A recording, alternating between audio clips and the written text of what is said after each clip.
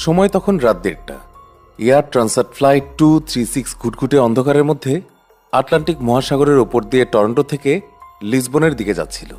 প্লেনটি টেক অফের পর 4 ঘন্টা থেকেও বেশি সময় কেটে গিয়েছিল এবং সেই সময় পর্যন্ত প্লেনের সব কিছু স্বাভাবিক ছিল। কিন্তু এরই মধ্যে হঠাৎ করে ককপিটে বসে থাকা পাইলটের সামনে একটি ওয়ার্নিং আসে। গায়ের লোম দাঁড় করিয়ে দেওয়ার মতো একটা ওয়ার্নিং। এই ওয়ার্নিংটি ছিল প্লেনের জ্বালানি শেষ হওয়ার। সমুদ্রের মাঝখানে 39,000 ফুট উচ্চতায় বাতাসে ফ্লাইট 236 এর জ্বালানি ফুরিয়ে গিয়েছিল।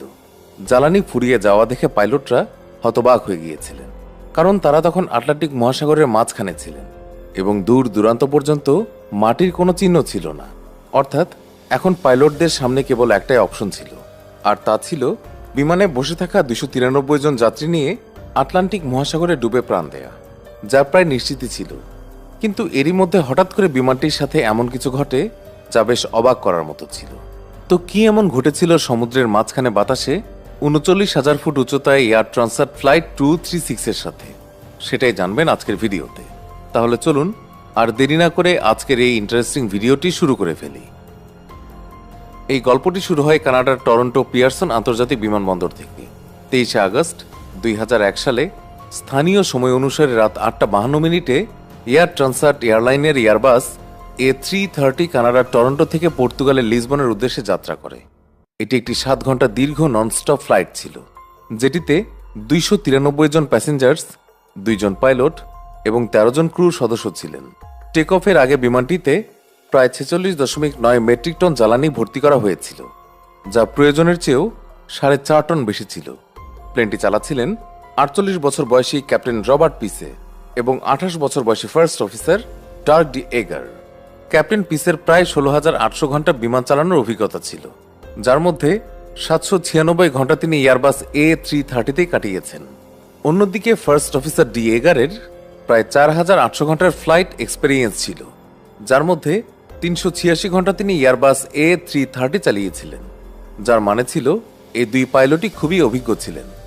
যাত্রীদের বোর্ডিংয়ের পর স্থানীয় সময় অনুযায়ী রাত 8:52 প্লেনটি টেক অফ করে এবং মাত্র কয়েক মিনিটের মধ্যেই প্লেনটি বাতাসে 39,000 ফুট উচ্চতায় পৌঁছে যায়, যা এটির ক্রুজিং অ্যাটিটিউড ছিল। উড্ডয়নের পর প্লেনটি সোজা আটলান্টিক মহাসাগর পাড়ি দিয়ে একেবারে লিসবনেই অবতরণ করতে যাচ্ছিল। সেই সময় পর্যন্ত বিমানে সব কিছুই স্বাভাবিক ছিল। রাত হওয়ার কারণে অধিকাংশ যাত্রী তখন ঘুমিয়ে পড়েছিলেন। ক্রু সদস্য এবং পাইলটদেরও তেমন কোনো বিশেষ কাজ ছিল না। দেখতে দেখতে এভাবেই 4 ঘন্টা কেটে যায়। প্লেনটি এখন আটলান্টিক মহাসাগরের প্রায় মাঝামাঝি ছিল। এরই মাঝে হঠাৎ করে রাত 1:03 ক্যাপ্টেন রবার্ট পিসে ককপিটে একটি অস্বাভাবিক রিডিং নোটিস করেন। কিছু সময় পরে একটি এররও শো করা শুরু করে। সেই এররটি ছিল হাই ওয়েল প্রেশার, লো ওয়েল কোয়ান্টিটি এবং লো ওয়েল টেম্পারেচারের। এখন এই ধরনের দীর্ঘ ননস্টপ ফ্লাইটে এরকম ছোটখাটো এরর আসা নর্মাল ছিল। এমন পরিস্থিতিতে পাইলটরা নিজেরাই বা ক্রু মেম্বারের সাহায্যে ককপিটে বসে থেকেই সেগুলো ঠিক করে দিতেন। কিন্তু এয়ার ট্রান্সাট এয়ারলাইনের এই ফ্লাইটে যেই এররটি দেখা যাচ্ছিল তা স্বাভাবিক ছিল না। ক্যাপ্টেন এবং ফার্স্ট অফিসার উভয়েরই এয়ারবাস A330 ভরপুর অভিজ্ঞতা ছিল, কিন্তু তারা তাদের পুরো ক্যারিয়ারে এমন এরর আগে কখনো দেখেননি, যার কারণে তারা দুজনেই কনফিউজড হয়ে গিয়েছিলেন যে এই এররটি আসলে কিসের ছিল। কোনো রকম উপায় না দেখে তারা ফ্লাইট ম্যানুয়াল খুলে এই এররটি সম্পর্কে জানার চেষ্টা করেন, কিন্তু ফ্লাইট ম্যানুয়ালেও এই বিষয়ে কোনো তথ্য ছিল না।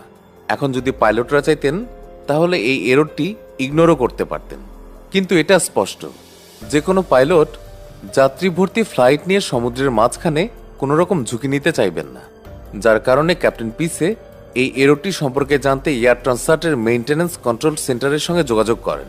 কিন্তু আশ্চর্যের বিষয় ছিল প্লেনের মেইনটেন্যান্স টিমও এই এররটি সম্পর্কে কিছুই জানত না।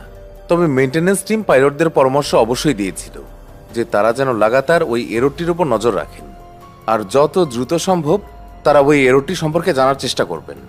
এরপর অনেক সময় পেরিয়ে যায় এবং পাইলটরাও এখন এটা বিশ্বাস করে রিল্যাক্স হয়ে যান যে এই এররটি হয়তো কোনো ফল্টি সেন্সরের কারণে এসেছে, যা খুবই স্বাভাবিক ছিল। কিন্তু এই ঘটনার ঠিক আধ ঘন্টা পর রাত 1:36 পাইলটদের সামনে আরেকটি ওয়ার্নিং আসে, আর এই ওয়ার্নিংটি ছিল ফুয়েল ইমব্যালেন্সের। আসলে প্রতিটি বিমানে উভয় উইংসে জ্বালানি সমানভাবে ভাগ করা থাকে, তবে কখনো কখনো একটা উইংয়ে জ্বালানি কিছুটা উপর নিচ হয়ে যায়। তাই তখন ককপিটে ইমব্যালেন্সের ওয়ার্নিং আসা শুরু হয়ে যায়। তবে এই সমস্যাটি দেখে পাইলটরা খুব একটা চিন্তিত হন না, কেননা এই সমস্যাটি পাইলটরা ককপিটে বসে থেকেই ঠিক করতে পারতেন। আর পাইলটরা ঠিক তাই করেছিলেন। প্লেনের রাইট উইংয়ে ফিউয়েল কম ছিল, তাই তারা লেফট উইং থেকে রাইট উইংয়ে ফিউয়েল ট্রান্সফার করে এবং কোনোভাবে তারা এই সমস্যাটিকে দূর করে। কিন্তু তারা জানতেন না যে ফিউয়েল ট্রান্সফার করতে গিয়ে তারা এমন কিছু করে ফেলেছে যা তাদের জন্য একটা বড় বিপদ ডেকে আনতে চলেছিল।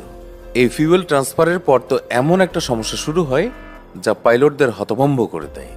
আসলে ফিউয়েল ট্রান্সফারের পর প্লেনের 2 নম্বর ইঞ্জিনে ওয়েল টেম্পারেচার কমতে শুরু করে আর ওয়েল প্রেশার বাড়তে শুরু করে। পাইলটরা এখন বিষয়টির গুরুত্ব বুঝতে পেরে একটু সিরিয়াস হয়ে যান, কেননা প্লেনটি তখন আটলান্টিক মহাসাগরের ঠিক মাঝখানে ছিল আর দূর দূরান্ত পর্যন্ত ভূমির কোনো চিহ্নই ছিল না, যার কারণে পাইলটরা খুবই ঘাবড়ে যান এবং প্লেনটি ল্যান্ড করানোর জন্য এয়ারপোর্ট খুঁজতে শুরু করেন। সবচেয়ে কাছের যে এয়ারপোর্টটি ছিল সেটি ছিল পর্তুগালের অ্যাজোরেস দ্বীপে অবস্থিত লাজেস এয়ারবেস।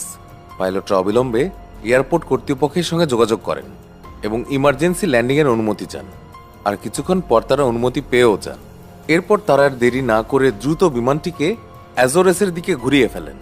কিন্তু এরই মধ্যে ক্যাপ্টেন পিসে জানতে পারেন যে প্লেন থেকে প্রতি সেকেন্ডে 1 গ্যালন করে ফুয়েল কমে যাচ্ছে আর এখন তাদের কাছে মাত্র 7 টন ফিউয়েলই অবশিষ্ট আছে, যা দিয়ে প্লেনটি এখন আর মাত্র আধ ঘন্টায় উঠতে পারবে। আর লাজেস এয়ারপোর্ট এখনও তাদের থেকে 280 কিলোমিটার দূরে, অর্থাৎ তাদের কাছে এখন লাজেস পর্যন্ত পৌঁছানোর ফুয়েলও ছিল না। তারপরেও তারা হার না মেনে কোনোভাবে লাজেস পৌঁছানোর চেষ্টা করেন। কিন্তু এই পরিস্থিতি তখন আরও বেশি খারাপ হয়ে যায় যখন রাত 2:13 প্লেনের রাইট উইং এর 2 নম্বর ইঞ্জিনে আগুন লেগে যায়। আর এই দৃশ্য দেখে পাইলটের জ্ঞান হারানোর মতো অবস্থা হয়ে যায়, কেননা প্লেনে এখন মাত্র একটা ইঞ্জিনই অবশিষ্ট ছিল আর সেটিতেও খুব কম জ্বালানি বেঁচে ছিল। তবে যাই হোক, বাস্তবতা তো এটাই ছিল যে ওই একটি ইঞ্জিনই এখন প্লেনের শেষ সাপোর্ট ছিল। প্লেন এখন এক ইঞ্জিনে উড়ানোর জন্য ক্যাপ্টেন পিসে প্লেনটিকে 39,000 ফুট উচ্চতা থেকে 33,000 ফুট উচ্চতায় নিয়ে আসেন। জ্বালানি তখনও দ্রুত বেগে কমে যাচ্ছিল। পাইলটরা মনে করেছিলেন যে কোথাও কোনো লিকেজ হয়েছে হয়তো, তাই তারা সেই লিকেজটি খুঁজে বের করার চেষ্টা করেন, কিন্তু অন্ধকারের কারণে তারা সেটিকে খুঁজে পাননি। এরই মধ্যে প্লেনের মেইনটেন্যান্স ইউনিট তাদের সঙ্গে যোগাযোগ করে এবং তাদের পরামর্শ দেয় যে প্লেনটি 33,000 ফুট উচ্চতা থেকে 20,000 ফুট উচ্চতায় নিয়ে আসতে, যাতে কোথাও কোনো লিকেজ থাকলে সেটাও শনাক্ত করা যেতে পারে। কিন্তু পাইলটরা এখন এই ধরনের ঝুঁকি নিতে পারছিলেন না, কেননা প্লেনটি যদি একবারে এত নিচে নেমে যেত আর লিকেজও শনাক্ত করা সম্ভব না হতো, তারপর তারা চাইলেও আর সেই উচ্চতায় ফিরে যেতে পারতেন না এবং তাদের বাধ্য হয়ে প্লেনটি সমুদ্রে ল্যান্ড করাতে হতো আর সাথে সাথেই পুরো প্লেনটি সমুদ্রে তলিয়ে যেত। তাই পাইলটরা মেইনটেন্যান্স ইউনিটের কথা মানতে পারেননি এবং কোনো প্রকার ঝুঁকি না নিয়ে তারা 33,000 ফুট উচ্চতায় থেকে যান, কেননা পাইলটদের বিশ্বাস ছিল যে তারা এক ইঞ্জিনের জোরেই লাজেস এয়ারবেস পর্যন্ত পৌঁছাতে পারবে। অন্যদিকে বিমান কর্তৃপক্ষ রানওয়েতে পুরো প্রস্তুতি নিয়ে রেখেছিলেন যাতে প্লেনটি ল্যান্ডিংয়ের সময় কোনো রকমের ঝুঁকি না থাকে। প্লেনটি এখন ধীরে ধীরে লাজেস এয়ারপোর্টের দিকে এগিয়ে যাচ্ছিল। ঠিক সেই সময় প্লেনের 1 নম্বর ইঞ্জিনেও আগুন লেগে যায়। সেই সাথে তখন এটাও নিশ্চিত হয়ে যায় যে প্লেনে কোথাও না কোথাও লিকেজ অবশ্যই রয়েছে। কিন্তু এখন নিশ্চিত হয়েও কোনো লাভ ছিল না, কেননা প্লেনের 2টি ইঞ্জিনই এখন নষ্ট। ইঞ্জিন নষ্ট হয়ে যাওয়ার সাথে সাথেই পুরো প্লেনের ইলেকট্রিসিটি সাপ্লাই বন্ধ হয়ে যায়। এর ফলে প্লেনে থাকা সমস্ত যাত্রীরা খুবই ভয় পেয়ে যায়। তবে র্যাম এয়ার টারবাইনের সাহায্যে ককপিটে তখনও ততটুকু ইলেকট্রিসিটি তো ছিল যা দিয়ে প্রয়োজনীয় ইকুইপমেন্ট চলতে পারে। প্লেনটি এখন 33,000 ফুট উচ্চতা থেকে 30,000 ফুট উচ্চতায় নেমে পড়েছিল আর এখন প্লেন গ্লাইডিং করতে শুরু করেছিল। এখানে প্লেন গ্লাইড করার মানে আমরা বোঝাতে চাচ্ছি যে কোনো প্লেন যখন কোনো ভার্টিক্যাল ডিস্টেন্স কভার করে তখন একই রেশিওতে সেটি হরাইজন্টাল ডিস্টেন্সও কভার করে আর প্রতিটি প্লেনের নিজস্ব একটি গ্লাইড রেশিও থাকে। সেই হিসেবে এয়ারবাস A330 গ্লাইড রেশিও ছিল 15:1, অর্থাৎ এই প্লেনটি প্রতি 15 ফুট এগিয়ে গিয়ে 1 ফুট করে নিচে নামে। আর এখন লাজেস এয়ারপোর্ট আর প্লেনের দূরত্ব মাত্র 121 কিলোমিটারই বেঁচে ছিল, যা গ্লাইডিং করে কভার করা সম্ভব ছিল। কিন্তু ঠিক সেই সময় পাইলটদের সামনে আরও একটি সমস্যা এসে হাজির হয়। প্লেনটি গ্লাইড করতে করতে অ্যাজোরেস দ্বীপের এত কাছে পৌঁছে গিয়েছিল যে এখন প্লেন আর দ্বীপের মধ্যে মাত্র 15 কিলোমিটার দূরত্বই বেঁচে ছিল। কিন্তু সমস্যা ছিল যে প্লেনটি তখনও 20,000 ফুট উচ্চতায় ছিল, আর যদি এত উচ্চতা থেকে পাইলট বিমানটিকে ল্যান্ড করানোর চেষ্টা করতেন তাহলে বিমানটি ক্র্যাশ ল্যান্ডিংয়ের অনেক বেশি সম্ভাবনা থাকত, যার কারণে পাইলট এয়ার ট্রাফিক কন্ট্রোলের সঙ্গে যোগাযোগ করেন। এয়ার ট্রাফিক কন্ট্রোল পাইলটকে ল্যান্ডিংয়ের আগে একটি 360 ডিগ্রি পারফর্ম করার পরামর্শ দেয়, আর পাইলট ঠিক তাই করেন। প্লেনটিকে একটি বৃত্তে অর্থাৎ 360 ডিগ্রির একটি চক্কর লাগান, যার কারণে প্লেনটি 20,000 ফুট উচ্চতা থেকে 5,000 ফুট উচ্চতায় নেমে আসে। কিন্তু এই উচ্চতাও ল্যান্ডিংয়ের জন্য নিরাপদ ছিল না, তাই পাইলটরা প্লেনটিকে বেশ কয়েকটি এস টার্ন পারফর্ম করান, যার ফলে প্লেনটি 2,000 ফুট উচ্চতায় নেমে আসে। আর এটি প্লেনটি ল্যান্ডিংয়ের জন্য একদম পারফেক্ট অ্যালটিটিউড ছিল।